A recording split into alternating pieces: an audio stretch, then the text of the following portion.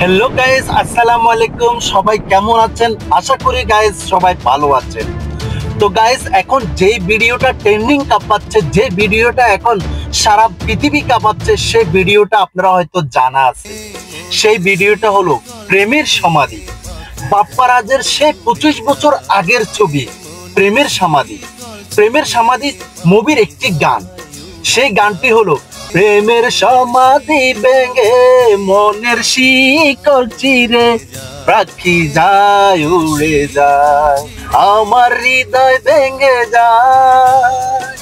ফুল ফুটেছিল মনের বাগিচায়, পানি বিনা পাপড়ি সবই ঝরে যায়। গলার তলা সমান, যাক আমার দিয়ে হবে না এসব। আমি এখন আপনাদেরকে হিস্টোরিটাই বলে যাই। দেখুন, শুক্রবারের দিন শুরু হয়ে গেছে। এখন আমরা মুভি দেখব। প্রতি সপ্তাহ একটা করে মুভি চলে, সেটা আবার শুক্রবারে চলে, সেই 2000 সালে। তো আমরা এখন নিচে বসে গেছি, নিচে বসে মুভি দেখতেছি। হঠাৎ দেখতেছি একটা ছোট মেয়ে, একটা ছোট বাচ্চা একজনকে একজনে একটা পুতুল দিচ্ছে, দিয়ে বলতেছে এটা তুমি রাখো, এটা যখন এটার সাথে কথা বলবে তখন তুমি আমাকে স্মরণ করবে, আমি বুঝতে পারবো যে তুমি আমার সাথে কথা বলছো। ঠিক এরকম একজনের নাম ছিল হেনা, আর একজনের নাম ছিল বকুল। বকুলকে হেনা পুতুল দিয়েছে। যাক, শুরু হলো হিস্টোরি। এখন এরকম চলতে চলতে চলতে চলতে অনেক দিন যাওয়ার পর বকুল বড় হয়ে যায়। তখন বকুল শহরে চলে যায়। কি করতে হবে? হেনার সাথে সম্পর্ক করে হেনাকে বিয়ে করতে হলে বকুলের অনেক টাকার প্রয়োজন। তাই বকুল ঢাকা চলে যায়। ঢাকা গিয়ে বকুল চাকরি করে বকুল টাকা ইনকাম করবে, বাড়িতে আসবে, হেনার সাথে সংসার হবে, হেনাকে বিয়ে করবে, আনন্দ উল্লাস। ওফ, কি মজা! আমরা দর্শকরা এভাবে তাকিয়ে আছি। অনেক মজা লাগছে, পাপ্পারাজের অনেক সুন্দর লাগছে, শাপনাজের ভিডিও অনেক সুন্দর লাগছে। মানে বকুল এবং শাপনাজ, যদিও মহিলার নাম হয় বকুল, কিন্তু না, এটার নাম হলো পাপ্পারাজ। এবং হেনা, সে হলো মেয়ে, সে হলো শাপনাজ। এর ভিতরে একটা গন্ডগোল খাপাই দিছে আরেকটা লোক, সেটা হলো অমিত হাসান। অমিত হাসান শহর থেকে যখন গ্রামে আসছে, গ্রাম দেখার জন্য, গ্রাম দেখছে, অনেক ভালো লাগছে। হঠাৎ দেখছে গাছের থেকে একটি মেয়ে পড়ে গেছে। সেই মেয়েটি আর কেউ নয়, সেই মেয়েটি হেনা। তারপর তাকে নিয়ে গেছে বাড়িতে। বাড়িতে নেওয়ার পর ডাক্তার দেখানোর পরে তার চোখ অন্ধ হয়ে যায়। এবার আসুন, কেন গাছে উঠেছে? পাপ্পারাজ ঢাকা থেকে হেনার কাছে একটা চিঠি দিয়েছে। সেই চিঠিটা পড়বে, নেচে নেচে গেয়ে গেয়ে আনন্দ উল্লাসে গ্রামের গাছে উঠে। তারপরে যখন খুলছে, হঠাৎ বাতাস এসে ওই চিঠিটা উড়ে গেছে, উড়ে যায় একটা ডালে পড়ছে। ওই ডাল থেকে চিঠিটা নেওয়ার সময় টুস করে নিচে পড়ে গেছে। তখনই ওই কার নিয়ে যাইতেছে? অমিত হাসান। সেই অমিত হাসানে ওকে নিয়েই তার বাড়িতে গেছে। অমিত হাসান হেনাকে যখন বাড়িতে নিয়ে যায়, তারপর ডাক্তার নিয়ে আসে। ডাক্তারে হেনাকে অন্ধ বলে ঘোষণা করে। সেই থেকে হেনা অন্ধ হয়ে থাকে। যাওয়ার পর এভাবে যখন অনেক দিন গেছে, তখন হেনা অনেক দিন কথা বলতে পারতেছে না বকুলের সাথে। হেনা অন্ধ হয়ে আছে। বকুল ভেবেছে, কিরে, অনেক দিন কথা বলছে না হেনা আমার সাথে, কেন, কি হয়েছে? তারপর বকুল ঢাকা থেকে চলে এসেছে গ্রামের বাড়িতে।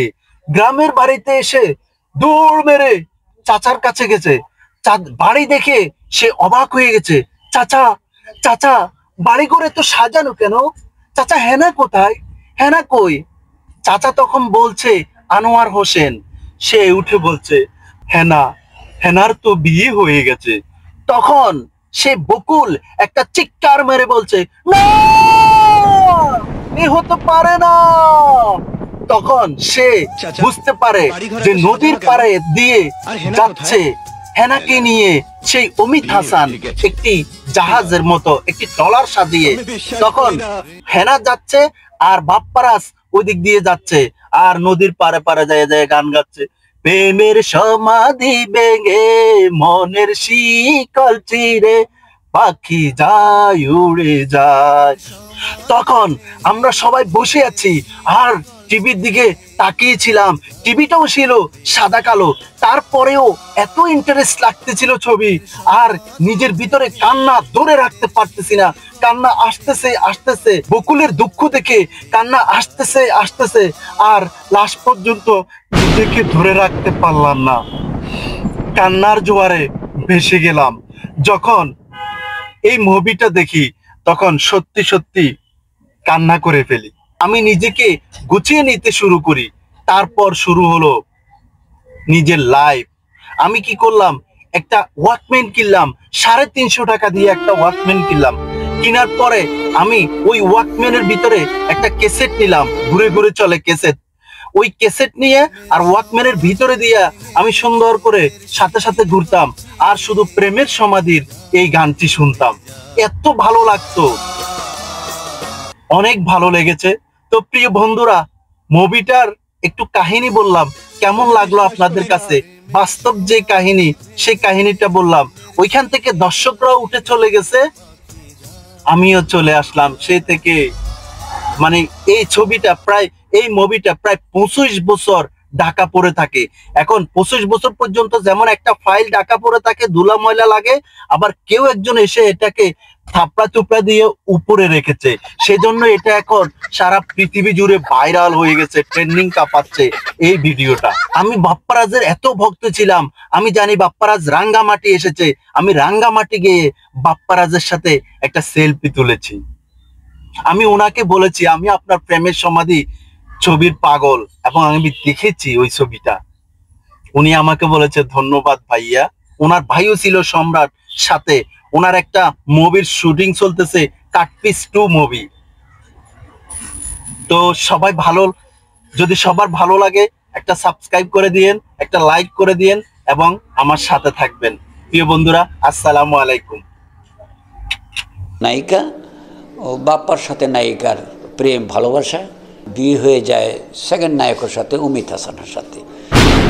কিন্তু নায়ক জানে না, বলেছিল যে ইনকাম করে তুমি পয়সা করে রুজু করো, তারপর আমি আমার মেয়ের সঙ্গে তোমার বিয়ে দেবো। সে চলে যায় শহরে। এসে যখন দেখলো যে তার বিয়ে হয়ে গেছে,